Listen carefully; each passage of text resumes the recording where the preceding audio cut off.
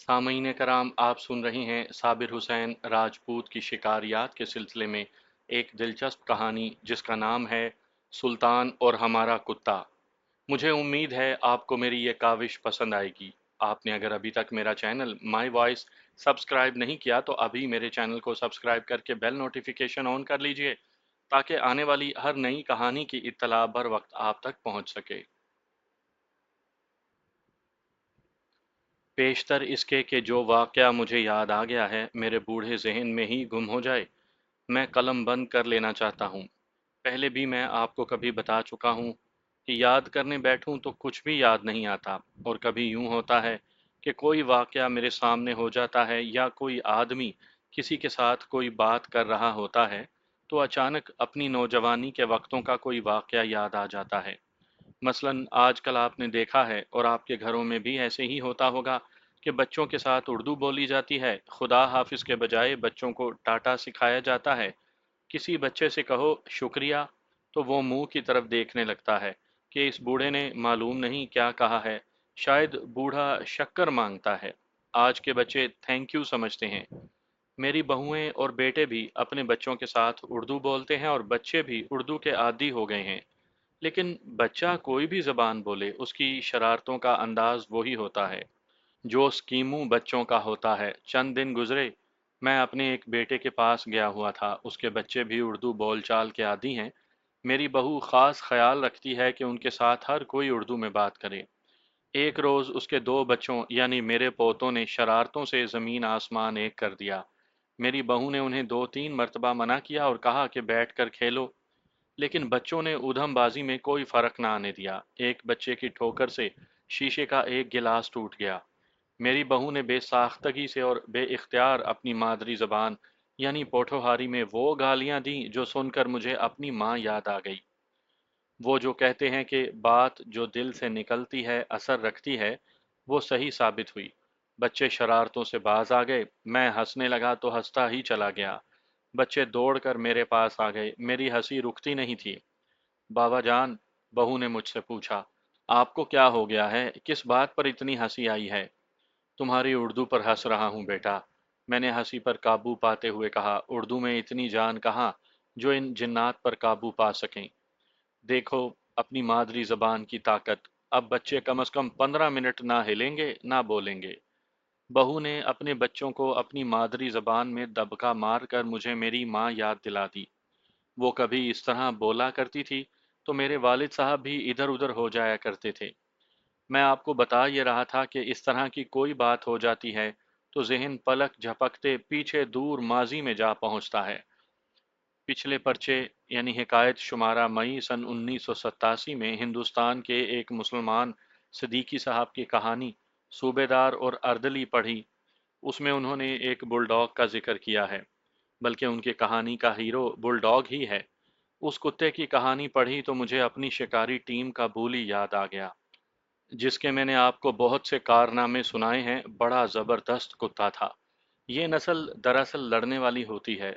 इस नस्ल के कुत्ते कुत्तों की लड़ाई के लिए तैयार किए जाते हैं। देहात में अब भी कुत्तों की लड़ाइयाँ करवाई जाती हैं और तमाशाई उन पर पैसे भी लगाते हैं। हमने अपने बूली को शिकार के लिए तैयार कर रखा था। ये हमारे कुत्तों की टीम का लीडर था जो बगैर इलेक्शन के लीडर बन गया था। जब कभी कोई नया कुत्ता टीम में शामिल होता तो बूली उसे खूब फेंटी लगाता और पटखनियां देकर उसे जहन नशीन करवाता था कि मैं बरसरे इख्तदार हूँ और कभी मेरे इख्तदार को चैलेंज ना करना। भौंकने पर कोई पाबंदी नहीं, दूसरे कुत्तों पर जितना जी चाहे भौंक लिया करो। अपना बूली याद आया तो एक वाकया भी याद आ गया जिसका ताल्लुक सिर्फ बूली के साथ है। हम हस्बे मामूल शिकार पर निकले। सब कुछ मामूल के मुताबिक था। हमारी माँओं ने उसी जोश व खरोश से हमें रुखसत किया था जो मैं आपको अपनी पहली कहानियों में सुना चुका हूँ। हमारी माएँ वही ज़बान और वही लहजा इस्तेमाल किया करती थीं जो कुछ रोज़ पहले मेरी बहू ने अपने बच्चों को शरारतों से बाज रखने के लिए इस्तेमाल किया था। हम भी मेरे पोतों की तरह चुप हो जाया करते थे, लेकिन करते वही थे जिसका इरादा कर लेते थे। हम कुत्तों का साथ नहीं छोड़ते थे ताकि कुत्ते ये ना कहें कि इंसान वफादार जानवर नहीं। गांव से दूर जाकर हम भूल गए कि हमारे माँ बाप भी हैं या हमारे पीछे कोई रोने वाला भी है या नहीं। उस रोज हमने दूर निकल जाने का इरादा किया था। हम चलते गए। कभी हम इतना नीचे चले जाते कि मिट्टी की दीवारों के सिवा कुछ भी नजर न आता, और कभी घाटी चढ़कर इतनी बुलंदी पर चले जाते कि हमें कश्मीर की बर्फपोश पहाड़ियां भी नजर आने लगतीं। हम जब अपने इलाके की वुसअत देखा करते थे तो ऐसी ही वुसअत हमारे जहनों में पैदा हो जाती थी, और कुछ ऐसी कैफियत तारी होती थी जो मैं अपने अल्फाज में बयान ही नहीं कर सकता। मैं ये कह रहा हूँ कि हमारे इलाके का एक हुस्न था, लेकिन बाज़ जगह ऐसी थी जहाँ जाकर दिल पर हौल सा तारी हो जाता था। मैंने चंद एक ऐसी जगहों की कहानियां भी आपको सुनाई हैं जिनमें एक का उन्वान था रख सलेमान की ईशरी, शायद आपने सुनी हो। अब हम जहाँ जाने का इरादा करके निकले थे, ये वो जगह हमने पहले नहीं देखी थी। उस तरफ से आने वाले एक आदमी ने, जो हमारे गांव में जरा देर सुस्ताने के लिए रुका था, उस जगह के बारे में बता दिया था। वो कहता था कि तकरीबन आधा मील जगह कोई गोलाई में गहराई है, जहां चारों तरफ मिट्टी की ऊंची दीवारें हैं। उसने ये भी बताया था कि उस जगह के अंदर टीकरियां हैं जिन पर बड़े घने दरख्त और घनी झाड़ियां हैं। वो बताता था कि उन टीकरियों के नीचे गारें सी बनी हुई हैं जिनमें बारिशों का पानी जमा रहता है, और उस पानी में पानी के सांप और बड़े बड़े कछुए होते हैं। लेकिन लड़कों, उसने कहा था, वहां जाने की बेवकूफ़ी ना करना। वो इंसानों के जाने की जगह नहीं, वो शिरशरार की जगह है। वहां से कोई जानवर भी नहीं गुजरता। अगर कोई सवार उस तरफ जा रहा हो तो उसका घोड़ा, टट्टू या ऊंट, यानी जिस जानवर पर वो सवार हो, वो जानवर खुद ही रास्ता बदल लेता है। सुना है कि वहां अजदहाओं का भी एक जोड़ा रहता है। अजदहा इतने बड़े हैं कि सालम बकरी को निगल जाते हैं। उसने दो तीन वाकयात भी सुना डाले थे, लेकिन उसे मालूम नहीं था कि हमसे और बड़ा खतरनाक शिरशरार और कोई नहीं हो सकता।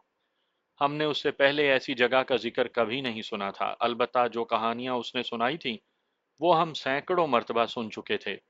हम उससे पहले तीन ऐसी जगहों पर जा चुके थे जहां पर कोई कहता था कि जिन भूत रहते हैं, और कोई कहता था कि चुड़ैलें और डायनें रहती हैं। हमें ना कोई चुड़ैल मिली और ना हमने ही कोई डायन देखी, और ना किसी जिन के साथ कोई तारुफ हुआ। उस आदमी ने उस जगह की निशानदही करके हमें जाने से मना किया था, लेकिन हम कहते थे कि उसने हमें उकसाया था कि हम वहां जरूर जाएं। वो जगह तकरीबन 10 मील दूर थी। उस जमाने में जब हमारे पास वाहिद ट्रांसपोर्ट अपनी टांगे थी, 10 मील का फासला बहुत ज्यादा समझा जाता था। देहाती रास्ते, खसूसन हमारे इलाके के रास्ते, आसान नहीं थे। हम रास्तों के पाबंद रहते ही नहीं थे। हम तो खड नालों में चलने वाले लोग थे। हम सयाह नहीं, शिकारी थे, शिकारी। उस आदमी से हमने सिमत और रास्ता मालूम कर लिया था। 4-5 रोज के बाद हम उस तरफ चल पड़े। हमारे जाने का अंदाज वही था जो मैं आपको अपनी कहानियों में सुनाया करता हूँ। हमारी बातों के मौजू भी वही थे जो हर बार हुआ करते थे। एक दूसरे के साथ हंसी मजाक और छेड़छाड़ भी वैसी ही थी। अभी हम referendum, mid term election, budget, load shedding, दफा 144, मार्शल लॉ, जमहूरियत जैसे अल्फाज से वाकिफ नहीं थे। जिंदाबाद और मुर्दाबाद के नारे भी अभी इजाद नहीं हुए थे। देहात में रेडियो, टीवी और वीसीआर भी नहीं पहुंचे थे, इसलिए हमारे जहन साफ सुथरे थे।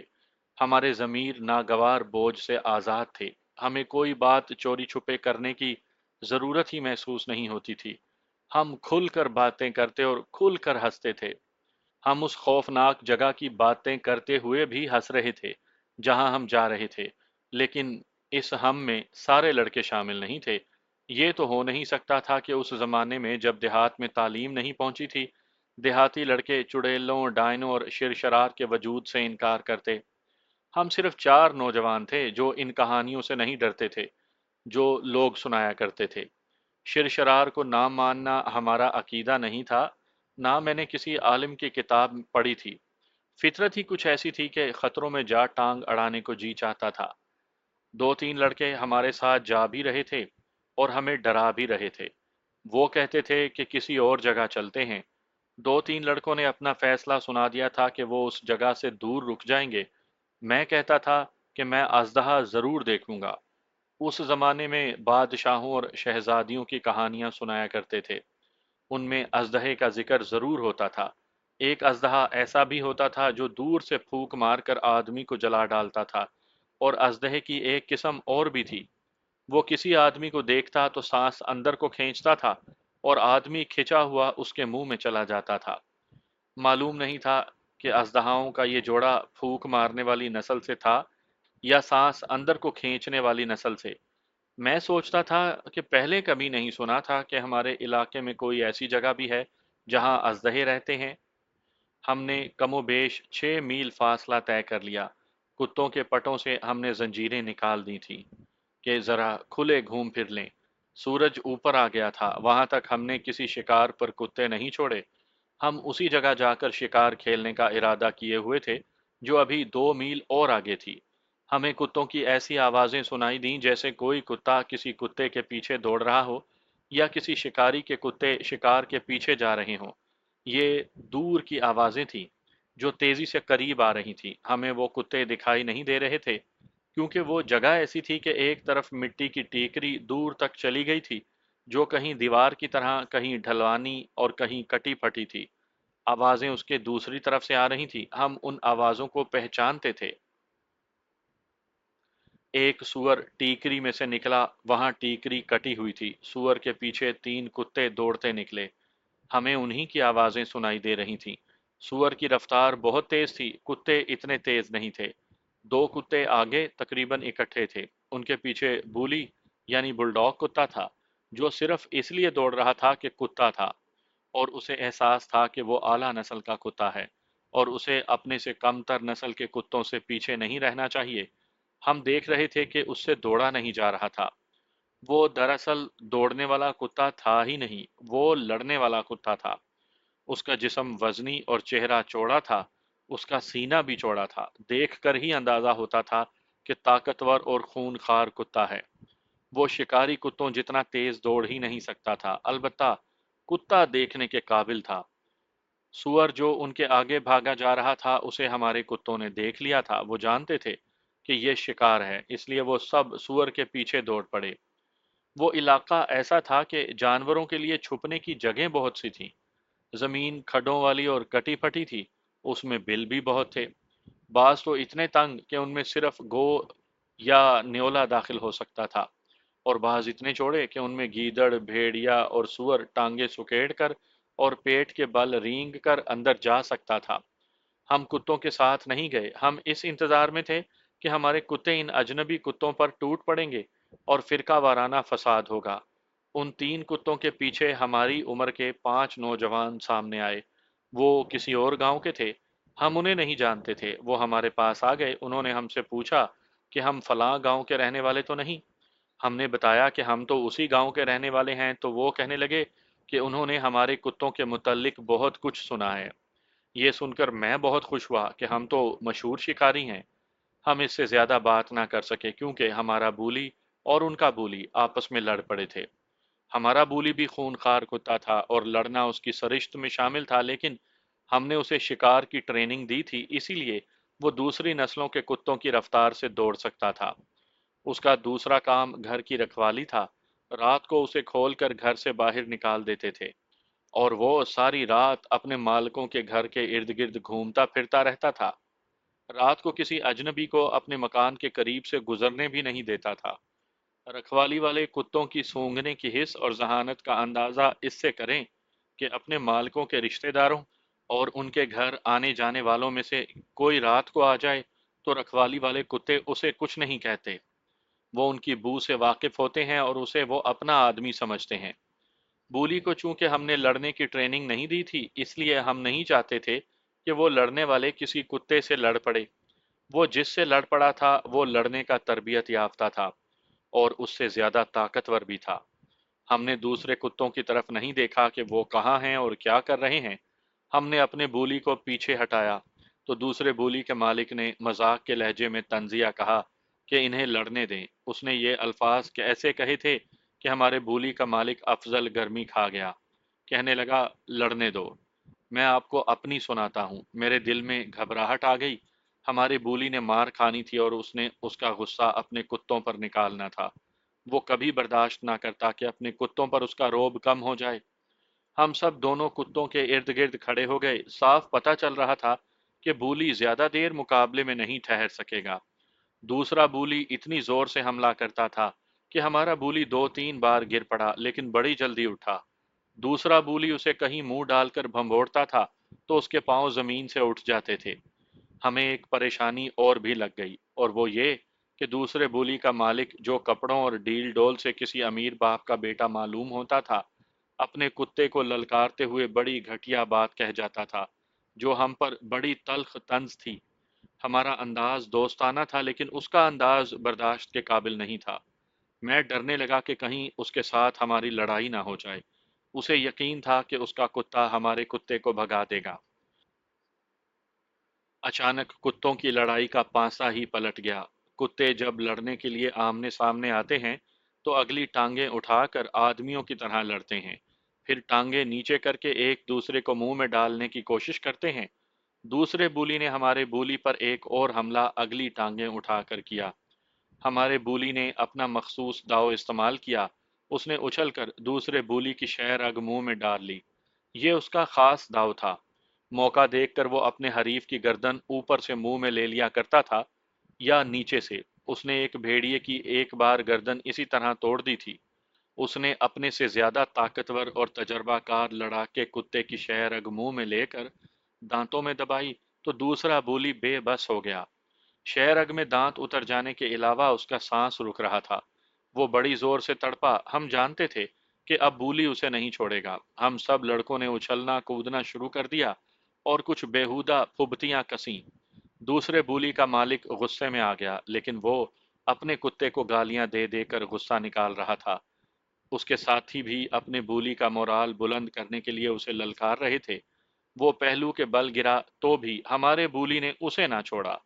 वो पीठ के बल हो गया। हमारे बूली के मुंह पर पंजे भी मारे, लेकिन हमारे बूली के दांतों का शिकंजा इतना कमजोर नहीं था।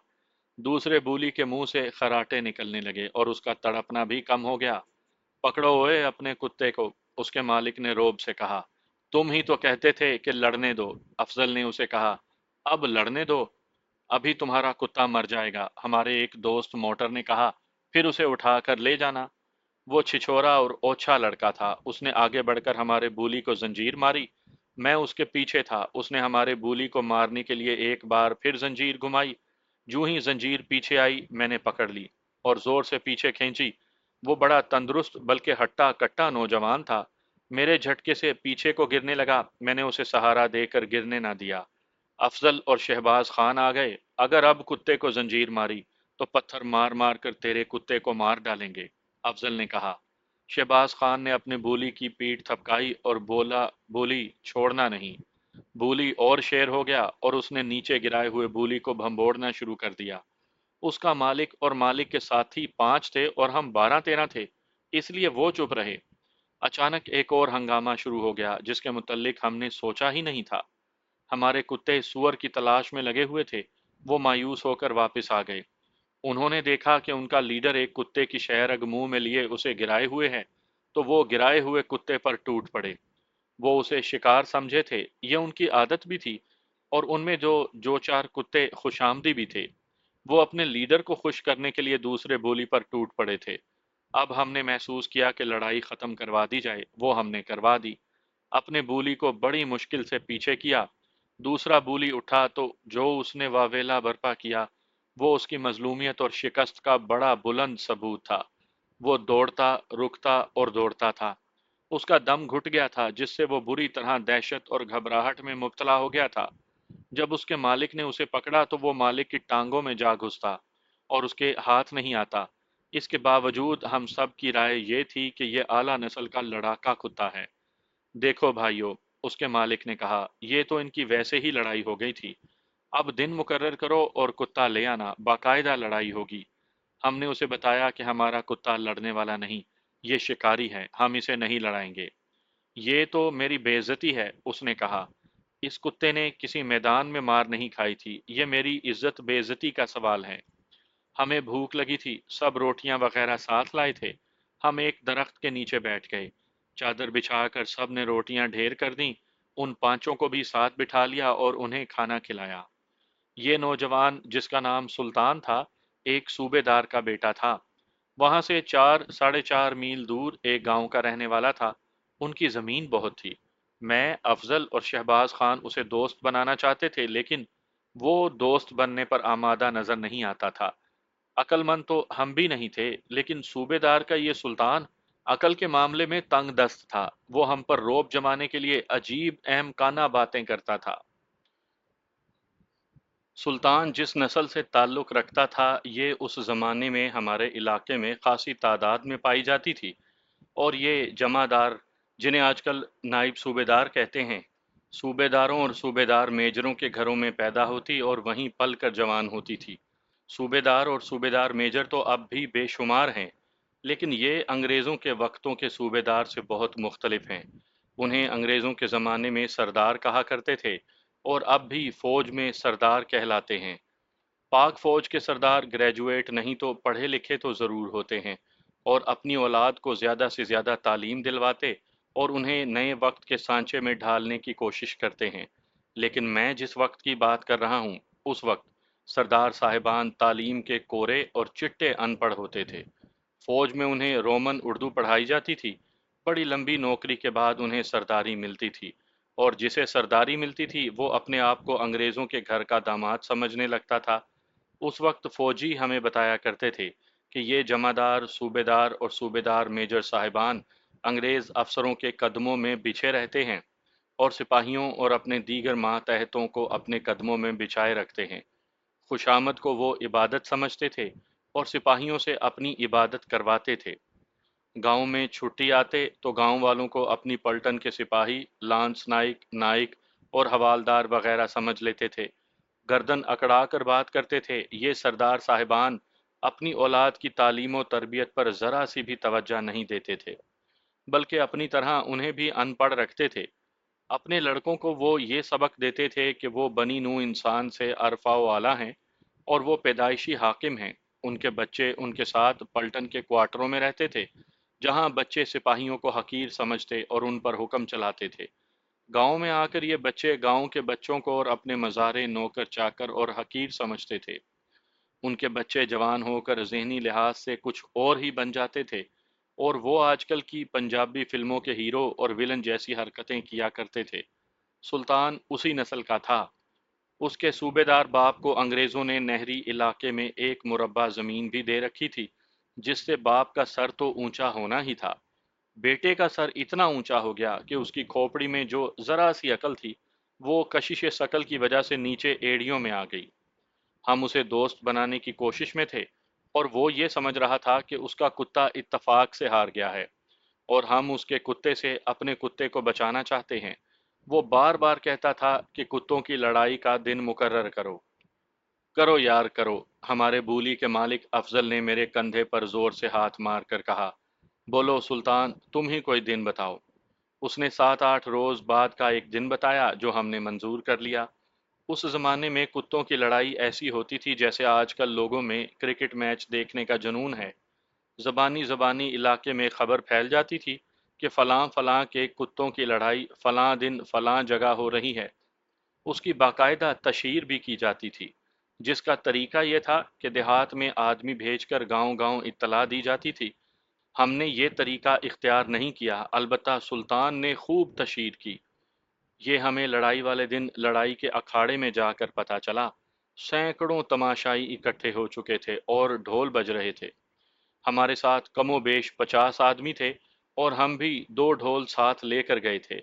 کتوں کی لڑائی میں ڈھول کوئی نئی چیز نہیں تھی، یہ اس وقت لازمی سمجھے جاتے تھے۔ ہم اس دستور کے مطابق اپنے کتے کے ساتھ ڈھول لے گئے تھے، لیکن حقیقت یہ ہے کہ ہم سب ڈرے ہوئے تھے کہ ہمارا بولی پٹ جائے گا۔ میں نے آپ کو بتایا ہے کہ یہ بولی شکار کا عادی ہو چکا تھا، جس سے اس کے لڑنے والی خصلت دب گئی تھی۔ ہم یہ بھی سوچ سوچ کر پریشان ہوتے تھے کہ ہمارا بولی اپنی ٹیم کے کتوں کی پٹائی کر لیتا تھا، کیونکہ وہ اس سے ذرا کمزور تھے۔ خطرہ یہ تھا کہ وہ اپنے جیسے طاقتور کتے کو بھی کمزور سمجھ کر پیٹنے کی کوشش میں پٹ جائے گا۔ تماشائیوں میں جا کر ہمیں پتہ چلا کہ سلطان کا کتا تو بہت ہی مشہور ہے، اور اس کے مقابلے میں جو کتا آیا وہ میدان چھوڑ کر بھاگا۔ جب دونوں کتے میدان میں لائے گئے تو ایسے محسوس ہونے لگا जैसे सुल्तान खुद हमारे कुत्ते से लड़ेगा। उसके कुत्ते को दो आदमियों ने पटे से पकड़ रखा था। सुल्तान उसके आगे आगे चल रहा था और दोनों बाजू ऊपर करके बिल्कुल वैसी ही बड़के मार रहा था जैसे आप आजकल पंजाबी फिल्मों में देखा करते हैं। आ मूजी मैदान में आ जा, ये वो नारा था जो सुल्तान बार बार लगा रहा था। ये नारा जानी दुश्मनी में अपने दुश्मन को ललकारने के लिए लगाया जाता था और लोग उस नारे को बड़ा घटिया समझते थे। हमारी तरफ से बूली के साथ अफजल था। वो दो तीन कदम आगे गया तो शहबाज खान दौड़कर उसके साथ हो गया। दोनों तरफ से ढोल जोशो खरोश से बज रहे थे और दोनों तरफ के आदमियों की ललकार भी बुलंद हो रही थी। कभी कभी कुत्तों की लड़ाई में कुत्तों वालों की भी लड़ाई हो जाया करती थी। ऐसी ही तवक्का हमें भी थी। इसलिए हमारे साथ अपने गांव और साथ वाली दो ढोकों के जो आदमी आए थे, वो लाठियों और कुल्हाड़ियों से मुसल्ला थे। दोनों कुत्ते आमने सामने आए तो उनके पटों से जंजीरें उतार ली गईं। ऊंट, हाथी, कुत्ते, घोड़े और बिल्ली का हाफजा खासा तेज होता है। उन्हें वाकयात और चेहरे लंबे अरसे तक याद रहते हैं। सुल्तान के बूली को सिर्फ 7-8 रोज पहले हमारे बूली ने उसकी सांस रोक कर बेहाल कर दिया था और उस पर जो दहशत तारी हो गई थी वो मैं आपको सुना चुका हूँ।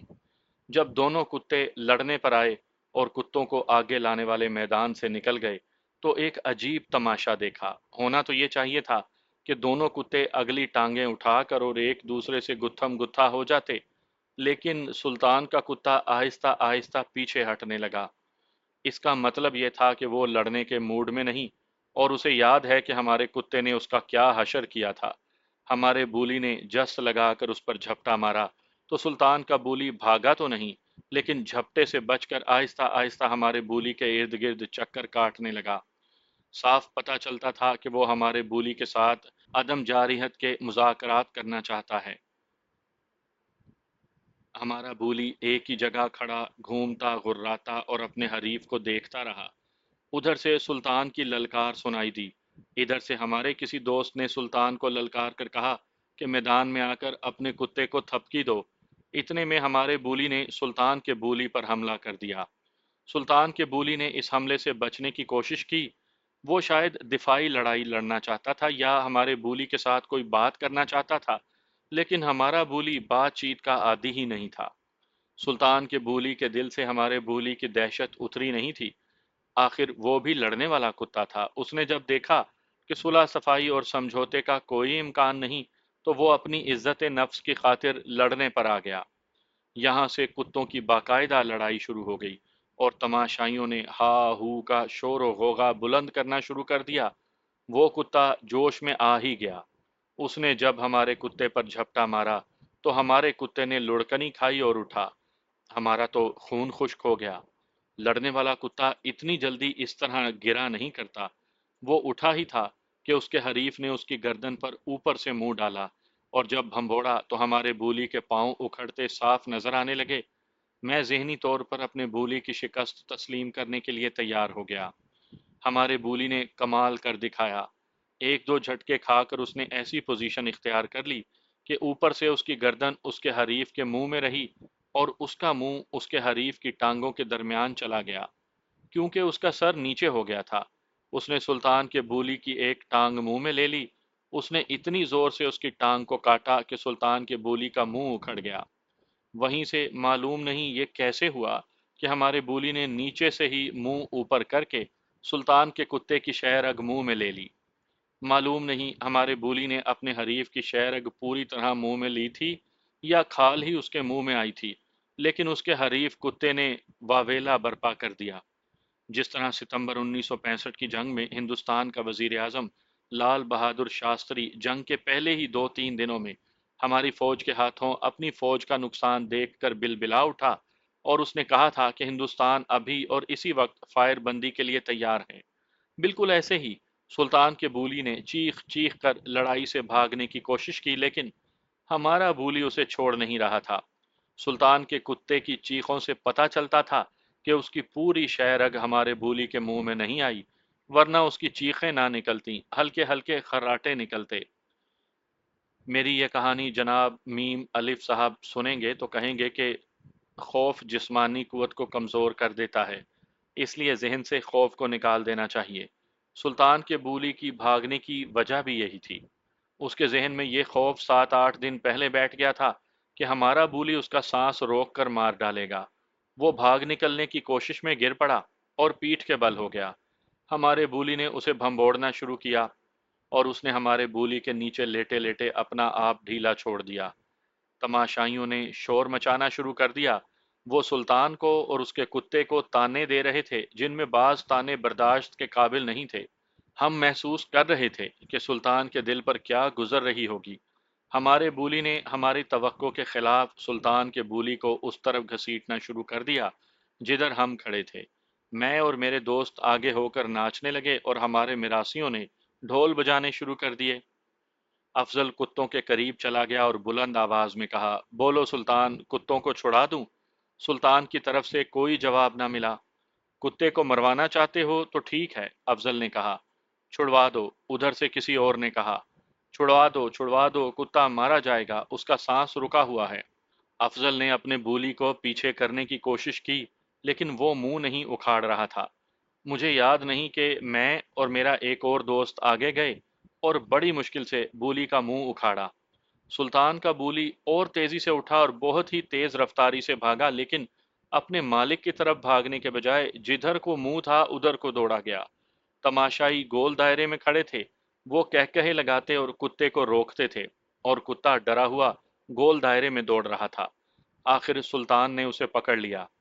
ہمیں پتہ چلا کہ بعض آدمیوں نے شرطیں لگائی ہوئی تھیں کہ سلطان کا کتا جیتے گا۔ ان کا نقصان ہوا۔ تماشائیوں نے جو تماشے کیے وہ میں آپ کو نہیں سنا رہا۔ میں سلطان کی باتیں سناتا ہوں۔ وہ اپنے دوستوں کے ساتھ ہمارے پاس آیا اور کہنے لگا کہ 10 دنوں کے بعد وہ کتے کو پھر لڑائے گا۔ وہ اتنے غصے میں تھا جیسے وہ خود ہمارے کتے کے ساتھ لڑے گا۔ اس کی بہت بے عزتی ہوئی تھی۔ ہم نے انکار کر دیا۔ اس کا غصہ تیز ہو گیا۔ ہم نے اسے سمجھایا کہ ہم شکاری ہیں اور ہم کتے لڑانے والے نہیں، لیکن وہ ہمیں حکم دے رہا تھا کہ جو دن وہ مقرر کرے اس دن ہم اپنے کتے کو حاضر کر دیں۔ ہمارے ساتھ ہمارے بزرگ بھی تھے جن میں افضل کے والد صاحب تھے، میرے والد صاحب بھی تھے۔ انہوں نے سلطان کو اور اس کے بزرگوں کو بتایا کہ وہ ہماری ضد پر ہمارے ساتھ آ گئے ہیں، ورنہ وہ کتے لڑانے کو اچھا نہیں سمجھتے، مگر سلطان کہتا تھا کہ وہ اپنی عزت بحال کر کے رہے گا۔ آخر ہم نے صاف انکار کر دیا اور وہاں سے آ گئے۔ ہم جب اپنے گاؤں میں پہنچے تو گاؤں کے لوگ دوڑے آئے۔ وہ سب کتوں کی لڑائی دیکھنے نہیں جا سکے تھے۔ صرف 50 آدمی ہمارے ساتھ گئے تھے۔ باقی لوگ لڑائی کے نتیجے کا انتظار بے تابی سے کر رہے تھے۔ ہمارے کتے کو وہ اپنے گاؤں کا کتا اور اپنے گاؤں کی عزت سمجھتے تھے۔ سب بہت خوش ہوئے کہ گاؤں کا کتا جیت آیا ہے، لیکن سب سے زیادہ خوشی ہندوؤں کی ایک جوان لڑکی کو ہوئی تھی۔ وہ افضل کے بولی کے لیے ایک سیر دودھ لے کر گئی جس میں گھی ملا ہوا تھا۔ اس نے اپنے سامنے یہ دودھ بولی کو پلایا۔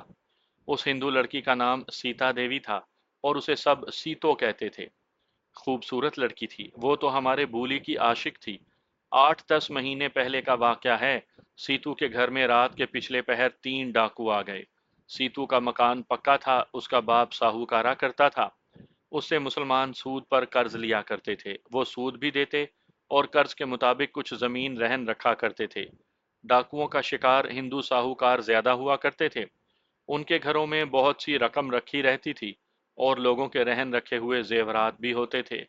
سیتو کا گھر گاؤں کے ساتھ ہی تھا۔ درمیان میں 2 کھیت تھے۔ افضل کا گھر اسی طرف تھا۔ اپنے بولی کو رکھوالی کے لیے گھر سے نکال دیا جاتا تھا۔ ڈاکو سیتو کے گھر میں داخل ہو گئے اور گھر کا صفایا کر کے نکل آئے۔ اس وقت اتفاق سے بولی اس طرف چلا گیا۔ اسے یہ اجنبی آدمی نظر آ گئے اور وہ بھونک کر ان کی طرف دوڑا۔ سیتو کے ماں باپ وغیرہ نے شور بھی مچایا جس سے گاؤں کے کئی آدمی جاگ اٹھے اور لاٹھیاں کلہاڑیاں لے کر سیتو کے گھر کی طرف دوڑے گئے۔ بولی نے یہ کمال کیا کہ ایک آدمی کو پکڑ لیا تھا۔ 2 بھاگ گئے تھے۔ لوگوں نے اس آدمی کو پکڑ لیا۔ گھر کا مال اس کے 2 ساتھی لے گئے تھے۔ اس آدمی کی ایک ٹانگ کو بولی نے بری طرح زخمی کر دیا تھا۔ اسی وقت اسے تھانے لے گئے۔ تھانے دار خوشاب کے علاقے کا رہنے والا مجتبہ خان تھا۔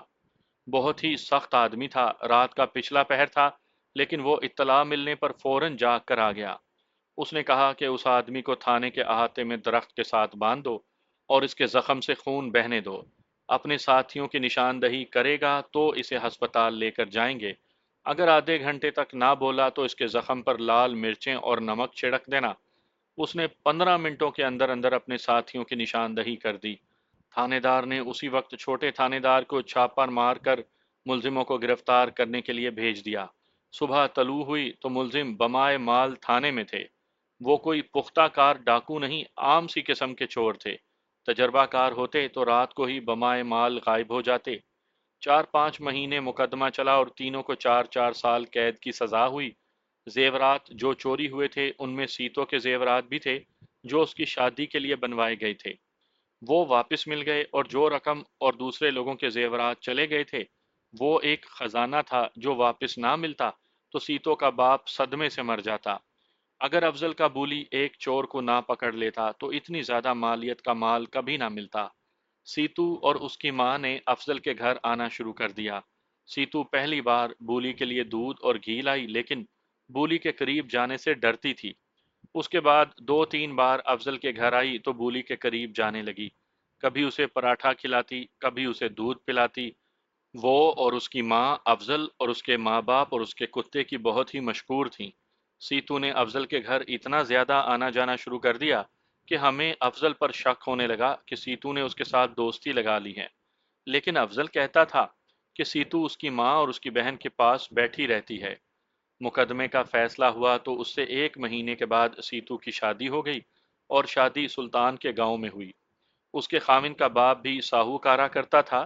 سیتو جب بھی میکے آتی افضل کے گھر ضرور جاتی تھی۔ جس روز ہمارے بولی کی لڑائی سلطان کے بولی کے ساتھ ہوئی، سیتو ماں باپ کے پاس آئی ہوئی تھی اور وہ بہت خوش تھی کہ اس کا محبوب بولی جیت آیا ہے۔ 10-12 دن گزرے ہوں گے کہ رات کو حسب معمول بولی کو رکھوالی کے لیے باہر نکالا گیا۔ فجر کی اذان کے وقت گھر کا دروازہ کھل جاتا اور بولی اندر چلا جاتا تھا، لیکن اس صبح بولی گھر نہ آیا۔ صبح صاف ہو گئی تو بھی بولی نہ آیا۔ افضل باہر نکلا، ادھر ادھر دیکھا، اسے بولی کہیں بھی نظر نہ آیا۔ افضل نے مجھے بتایا کہ بولی نہیں مل رہا۔ ہم نے اپنے دوستوں کو بلایا، ہم گاؤں کے ارد گرد دور دور تک پھر آئے مگر بولی نہ ملا۔ بولی کسی اجنبی کے ہاتھ آنے والا کتا نہیں تھا، وہ لاپتہ ہو گیا تھا، اسے کچھ کھلا کر بے ہوش کر دیا گیا ہوگا، پھر اسے اٹھا کر لے گئے۔ ہمارے لیے یہ ماتم تھا۔ پہلا شک یہ ہوا کہ جن چوروں کو بولی نے پکڑوا دیا تھا ان کے ساتھیوں نے انتقام کے طور پر بولی کو غائب کیا ہوگا۔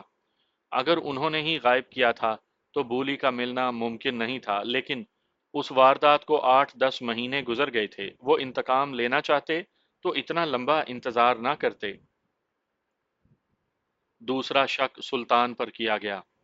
10-12 دن پہلے بولی نے اس کے کتے کو مارا تھا۔ وہ ایک بار پھر کتا لڑا کر اپنی عزت بحال کرنے کو تڑپتا تھا، لیکن ہم نہیں مانے۔ ہم نوجوان دوست اس شک پر غور کرنے لگے اور ہمارے بزرگوں نے آپس میں بحث مباحثہ کیا کہ کتا کون لے گیا ہے۔ سلطان نے ہمارے ساتھ بڑی اوچھی باتیں کی تھیں، ہمیں یہ یاد آئیں تو ہمیں سلطان پر ہی شک ہونے لگا، لیکن ہم یہ طریقہ اختیار نہیں کر سکتے تھے کہ سلطان کے گاؤں چلے جاتے اور اسے کہتے کہ ہمارا کتا واپس کر دو۔ یہ طریقہ لڑائی کا باعث بن جاتا۔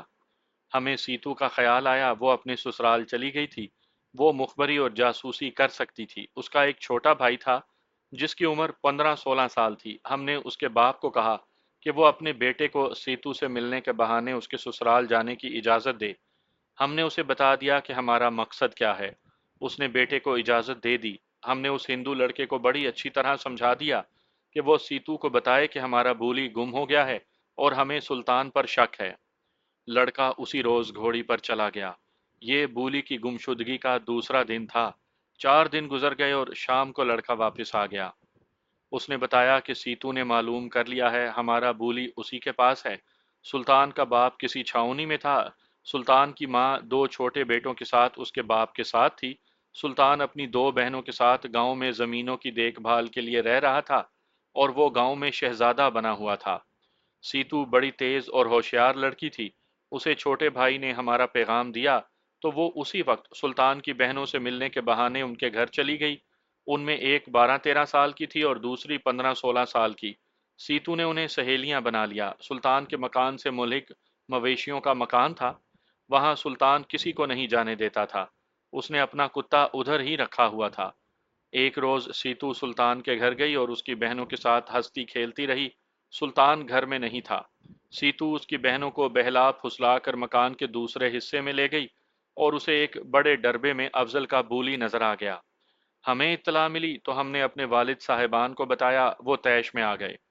کتے کی چوری کو انہوں نے اپنی بے عزتی سمجھا۔ 6 بزرگ اسی وقت تیار ہو گئے۔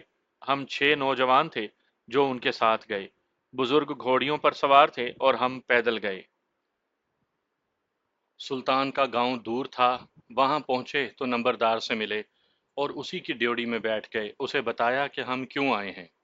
میرے بھائیوں، نمبردار نے کہا، میرے گاؤں اور میرے گھر میں آئے ہو سر آنکھوں پر۔